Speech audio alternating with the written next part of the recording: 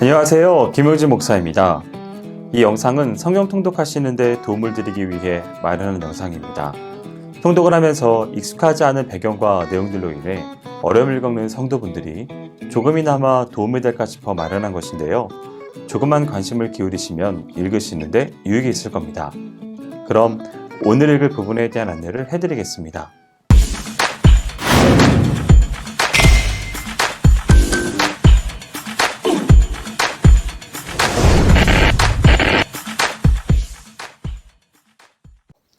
오늘 읽을 본문은 시편 119편 89절에서 176절까지입니다.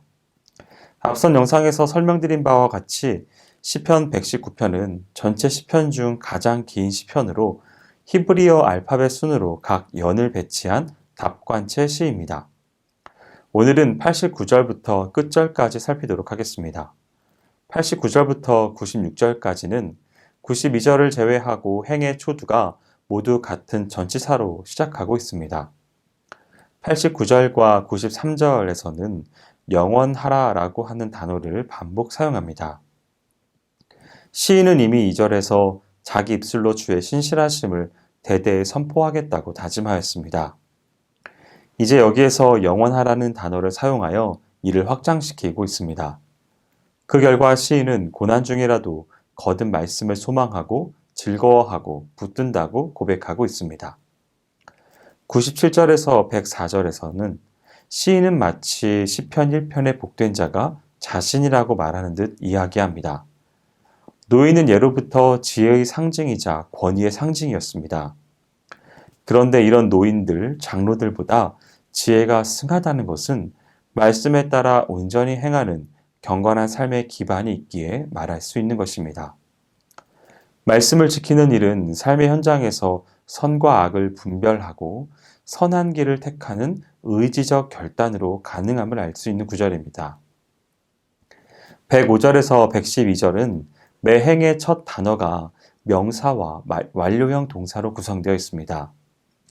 여기서도 시인은 말씀을 칭송하고 자신의 말씀에 대한 신실한 자세를 노래하고 있습니다. 113절부터 120절에서 시인은 악인들이 시인을 납치하는 모습을 그리고 있습니다.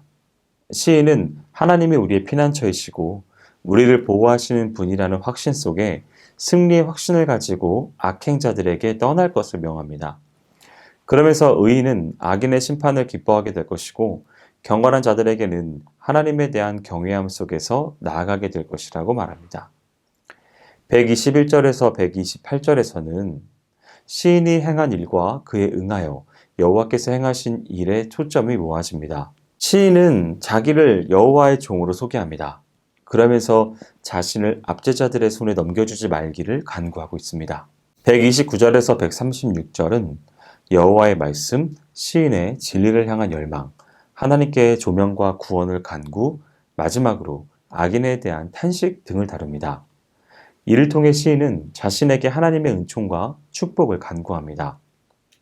137절에서 144절은 의로운 행동과 관련한 단어들이 초두에 위치하고 있습니다. 여호와의 의로움과 시인의 공경을 묘사하는 이어는 시의 종결을 준비합니다. 시인은 사면초가의 공경에 빠진 상황에서 유일한 낙은 주의 계명이라고 고백하고 있습니다. 145절에서 152절에서는 두드러진 특징으로 사용된 단어들이 기도와 연관된다는 점입니다. 여기서 사용되는 부르짖다, 응답하소서, 들으소서 등의 단어들을 사용하여 하나님께 부르짖어 응답을 호소하고 있습니다. 시인은 말씀을 묵상하며 저녁 내내 새벽동이 트기까지 뜬 눈으로 주를 앙모하며 기도 응답을 간구하고 있습니다. 153절에서 160절은 소송하다, 긍휼, 머리 등의 단어를 사용하여 재판장이신 하나님께서 자신의 소송권을 담당하여 정당하게 판결하여 주시기를 간구하는 내용입니다. 시인은 악인에 대조하여 주의 법도를 사랑함을 자랑하며 주의 말씀의 강령을 지키고 있음을 강조합니다. 161절에서 168절에서는 전쟁의 전리품을 다량 얻어 입이 벌어진 승리자처럼 주의 말씀을 즐거워하는 시인의 모습이 나옵니다. 이런 묘사는 시인이 자신의 업적을 자랑하는 것이지만 하나님을 향한 순수한 열정이 드러나 있습니다. 하나님의 의로운 규례들 때문에 시인은 하나님을 하루에 7번이나 찬양한다고 고백하고 있습니다. 169절에서 176절은 악조건에서도 말씀에 대한 헌신을 갖는 시인의 자세를 강조하면서 보은시를 마무리 짓고 있습니다. 말씀이 소망이 되는 자는 순종할 수 있는 반면 절망하는 자는 절대로 순종할 수 없습니다. 희망이 사라진 자는 불순종할 수밖에 없기 때문이죠. 순종의 삶을 살기 위해서는 말씀을 대할 때마다 그 말씀이 나에게 소망과 희망이 되어야 합니다. 말씀 속에서 꿈을 꿔야 하는 것입니다. 현실은 힘들고 어렵고 괴롭지만 내일에 대한 희망의 빛이 말씀 속에 있음을 잊지 말아야 하겠습니다. 성경은 하나님의 말씀입니다. 하나님은 그가 지으신 우주 만물을 통해서 말씀하십니다. 우리는 하나님이 지으신 이 대자연을 통하여 그의 말씀을 듣습니다.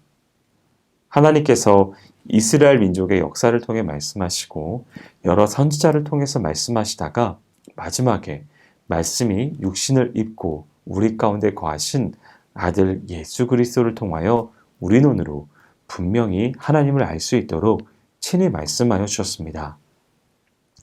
따라서 우리가 하나님의 율법을 따라 행할 의무 아래 있음을 고백해야 합니다. 사탄은 하나님의 말씀을 자신의 규범으로 삼든 말든 그것은 자유이며 하나님의 말씀은 선한 것일 수도 있지만 반드시 선하다고 할 수는 없다는 논리로 사람들을 유혹합니다. 사탄은 우리의 첫 조상에게 하나님의 명령에 의문을 품도록 가르쳤습니다. 우리는 이런 의문 속에서 하나님의 명령이 확고하다는 것을 명심해야 하겠습니다. 여기까지 시편 119편 89절에서 176절까지 성경 통독을 하실 때 도움이 될 만한 내용을 전해드렸습니다. 혹시 이외에 질문이 있으시거나 나누고 싶은 이야기가 있으시면 밴드나 댓글로 달아주시면 필요한 도움을 드리겠습니다. 그럼 내일 다시 만나도록 하겠습니다. 통독 화이팅 하세요!